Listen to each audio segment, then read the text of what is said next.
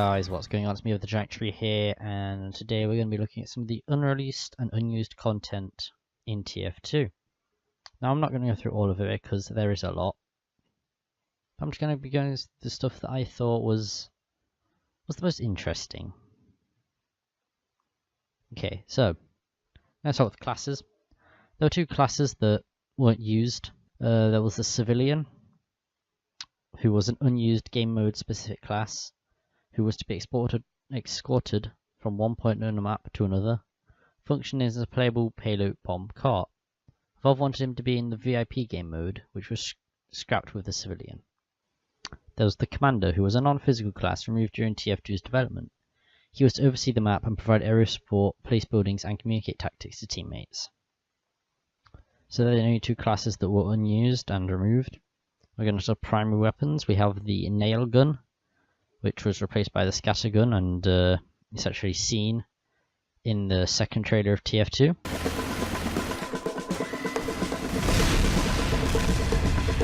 But it was his Team Fortress Classic weapon, I believe.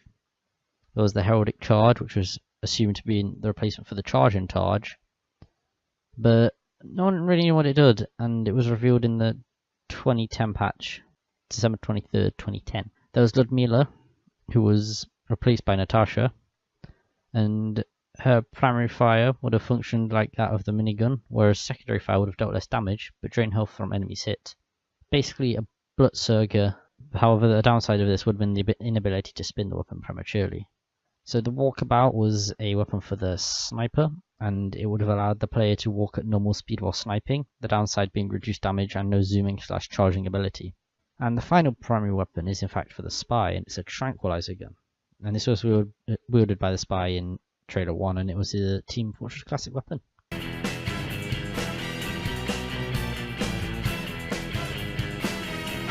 There are secondary weapons. We've got the Backpack, which was for the Scout, and it would have allowed the Scout to pick up items such as health, ammo, and metal and drop them in the field for easier access to allies. There was the Dynamite Pack, which was for the Demo Man, and it would have exploded into several dynamite sticks and explode in turn.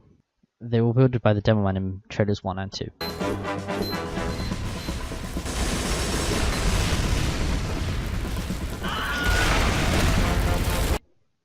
Instant Teleport would have allowed the engineer to instantly teleport back to his teleport exit.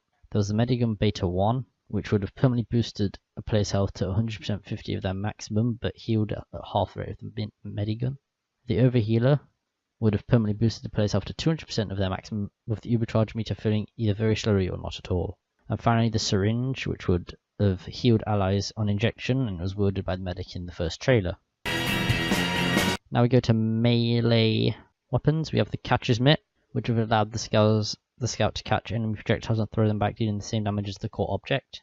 There was the Fly Swatter for the Soldier, and we don't really know what was used for it, apart from it was used for the very scary update, as in the promotional image, and not much is known about it, apart from a kill icon. There's the Baleful Beacon, which was a Halloween weapon created for the Halloween update of 2011, but never got added to the game. Its texture still exists in game though.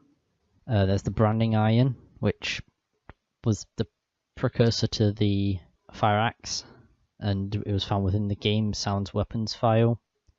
The Fire Axe had the heading Branding Iron, so, you know.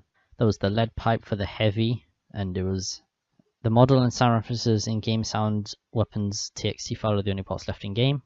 There's the Club, and it was basically the cookery. There's the Crowbar, which was for it was an all-class melee for every class apart from Engineer and Spy, and it was taken from Team Fortress Classic. And then there was the Beer Stein, and it's just an object included in the game files, so it might not have actually been a melee weapon. There were grenades, which they plan to add for each class. There are several grenade types that were modelled, and some of which have new designs, and sounds for the grenades can be found in the game files.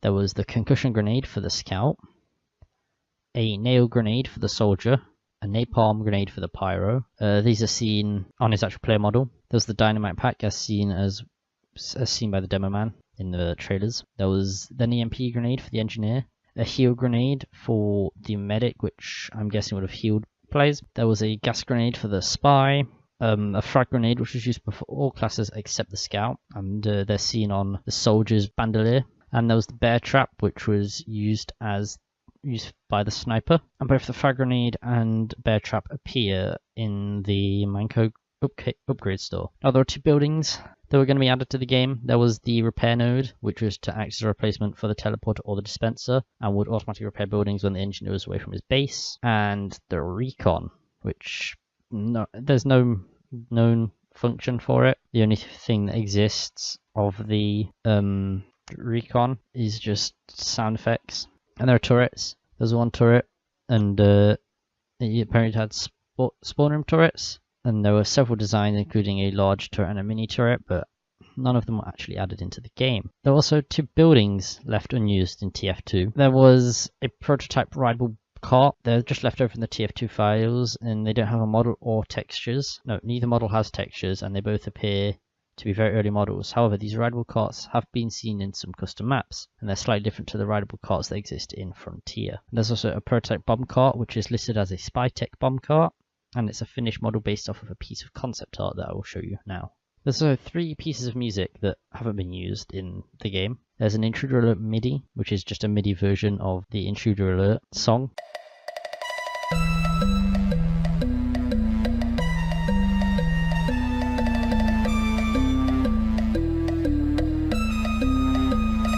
There's TF2 upgrade music, which was to be used in the upgrade station, and it's just a 1-minute loop of elevator music.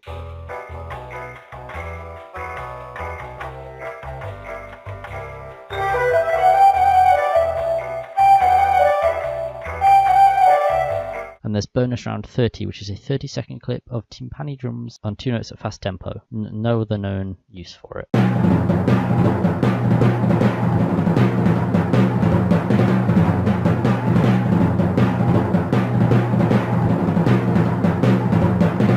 And that'll be it for this video. If you guys did enjoy, be sure to hit like, subscribe, and I'll see you guys in the next video. Have a good day.